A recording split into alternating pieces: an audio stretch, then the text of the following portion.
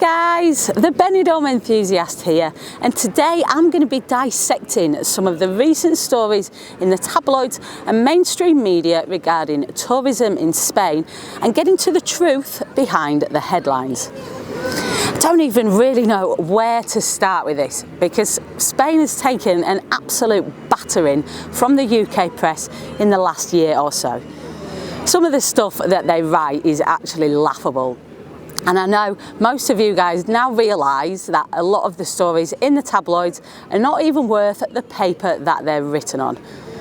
They'll write whatever they think will sell papers and get people clicking.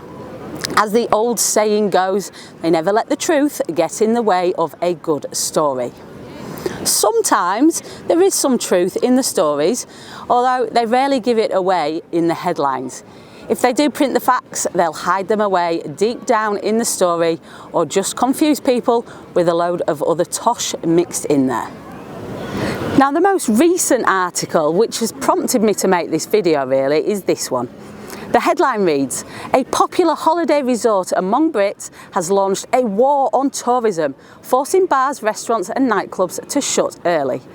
And above that headline is a picture of a very popular and recognisable Benidorm beach bar.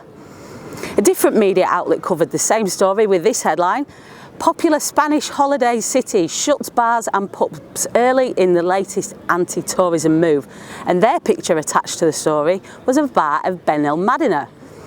Now, if you read the actual story, it doesn't relate to either Benidorm or Benidorm.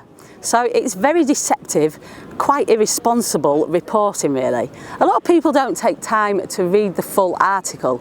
They read the headline, they see the picture and they put two and two together, and that's exactly what the tabloids want. I know this because I was inundated with messages the day that those articles went out.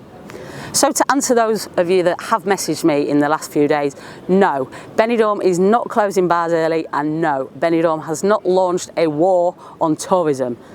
So what's the truth behind this story? Well, it's actually parts of Alicante city centre where there have been noise complaints from local residents that has led to some new regulations being brought in. Acoustically saturated zones are what the problematic areas are being called. And yes, they will be bringing in earlier closing times in these areas to appease the local residents. What was also implied by the UK Red Tops in their wording of the headlines is that British tourists were being blamed for the noise problems. Not the case at all. Yes, Alicante does attract British holidaymakers, nowhere near the numbers that Benidorm does, but the main nationality of visitors to Alicante is in fact the Spanish themselves. Spanish tourists make up the highest proportion of visitors to Alicante, and Alicante also gets a lot of French tourists too. There's nothing in the Spanish news articles that I've read about these noise problems in Alicante to suggest that it's the Brits that are making the noise. But that is what the UK tabloids would like you to believe. I wonder if the French press blame their own people and paint them in a bad light like the UK press do. Probably not. So that was the latest story, but there's so much more I want to go through with you today. Let's talk about what the UK media has dubbed a tourist ban in Spain. And that phrase was splashed all over the front pages just a couple of weeks ago, and again, it's just pure scaremongering. Spain has not implemented a ban on tourists. The whole country remains very much open to visitors. The stories headlined "Tourist Ban" or "Tourism Ban" stem from new regulations aimed at managing short-term rental properties, particularly those listed on platforms like Airbnb. Measures which have been brought in to tackle the housing crisis Spain is currently faced with. And we touched on this housing crisis on a recent video about the proposed property tax of up to 100% for non-EU, non-resident buyers. That was another measure that was mentioned by Spain's Prime Minister to tackle the current housing problems. We'll probably delve into the housing crisis further on a future video too. But today, let's just look at the actual story behind the headlines, and you'll see just how the press can twist things to suit their agenda. So regulations on short-term rentals have been brought in various parts of Spain to address housing shortages and the impact of those rentals on local communities. Malaga was the city talked about most in the press, really. In Malaga, they've implemented a 3-year freeze on new short-term rental registrations in 43 districts where such rentals constitute more than 8% of residential properties. This measure aims to improve housing availability for residents. And it's not the only Spanish city to enforce new regulations though. Barcelona, Seville and Alicante also have clamped down on holiday lets. So does that sound like a tourist ban to you?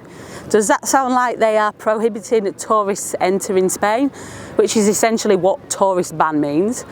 No, of course it doesn't. Does it sound like there are any restrictions on the number of tourists that will be allowed to visit Spain? The answer is no again. The term tourist ban has been used in a very misleading manner across the UK tabloids. I don't know if they just think we're all stupid or they just don't care. Fortunately, there have been a few articles combating those deceiving headlines as well. So well done to those media outlets who did try to get the actual facts out there. It seems as though the UK media has a fierce agenda to make you believe that the whole of Spain and all the Spanish people don't want the Brits here. And people have fallen for it hook, line and sinker. I see it on so many comments on our social media posts almost every single day. Let's go back to last year where there were numerous tourist go-home protests in different parts of Spain. None here in Benidorm, by the way. I want to make that very clear at this point, but there's no denying there were some anti-tourist movements in some areas of Spain, mainly Barcelona, Mallorca and Tenerife. And I'm sure we'll probably see more of that movement this year too, as the problems that led to it, such as the housing crisis, have still not been resolved. But let's just have a look at the numbers.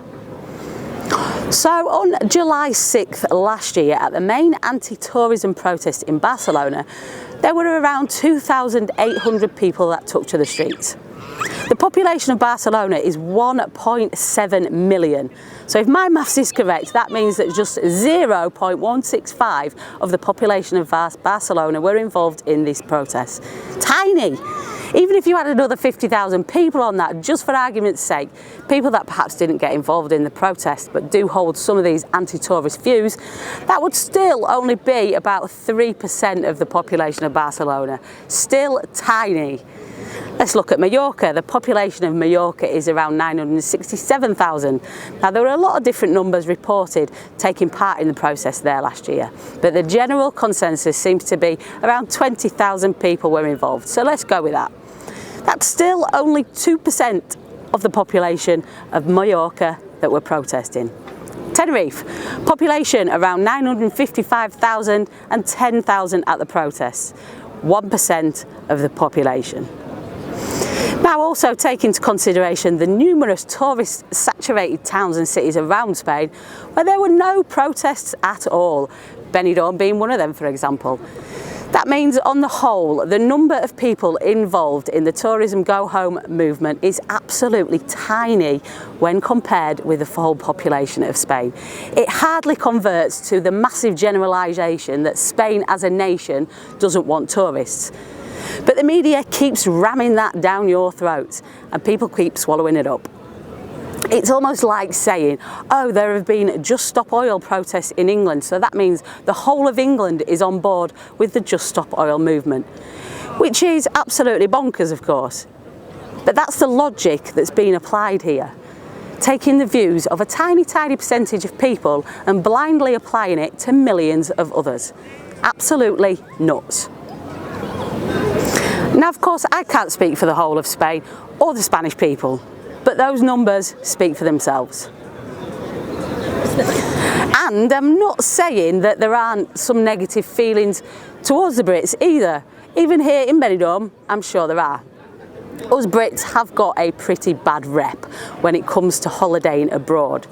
But any negative attitudes are generally towards the extreme drunken tourism, the people that visit that have little or no respect for the country they're in, and that's regardless of where the people come from. I mean, nobody wants to be walking around the streets where they live, dodging vomit piles and things like that. No, it's just not nice. And there are some extreme behaviours, often linked with alcohol, that should be frowned upon, not just for the sake of local residents, but for the sake of other tourists too. But that is the extreme end of the tourism scale. And in my experience, the people of Spain are well aware that not all Brits act that way. They don't tar us all with the same brush, and they will welcome the majority of British tourists who behave in an acceptable, respectable way when visiting the country. Alright guys, that's it from me today. Bit of a rant that was, really, wasn't it? Quite unusual for me to go off on one, but these topics have been bubbling for quite a while. So I wanted to share my thoughts, but most importantly, share the facts behind some of the stories you've been seeing in the press lately. Thanks for watching. Let us know your thoughts in the comments section. And let us know if you've been put off booking your usual trip to Spain because of something you saw in the press. Is there anyone watching who's actually experienced any of these anti-tourism movements in person? I'd be interested to hear your stories too. As I said earlier, I'm sure we will see more anti-tourism protests in Spain this year, whilst the housing crisis and other problems linked to over-tourism continue. But when you're seeing these stories in the papers, just remember there are millions and millions of other people in Spain who don't feel that way. Thanks for watching. Make sure you subscribe to the channel so you don't miss any future videos, and also check us out on Facebook, Instagram, X and TikTok at the Benidorm Enthusiast. Stay positive and stay safe.